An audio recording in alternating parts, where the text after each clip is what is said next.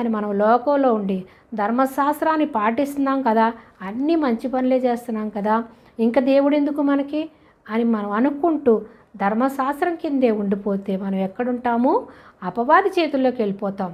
అంటే ధర్మశాస్త్రం ఏం చెప్తుంది? నరహత్య చేయవద్దు, కోపపడవద్దు, నువ్వు ఇతరుల్ని నిన్ను వలె నీ పొరుగువారిని ప్రేమించు, అనేకమైనవి మనకి చెప్తున్నాడు. 10 ఆజ్ఞలు, నీ తల్లి నీ తండ్రిని సన్మానించు అని ఇవన్నీ చెప్తున్నాడు. ఇవన్నీ పాటిస్తూ అందులో ఒకటి నువ్వు పాటించకపోయినా కూడా నువ్వు ధర్మశాస్త్రాన్ని తప్పిపోయినట్లే.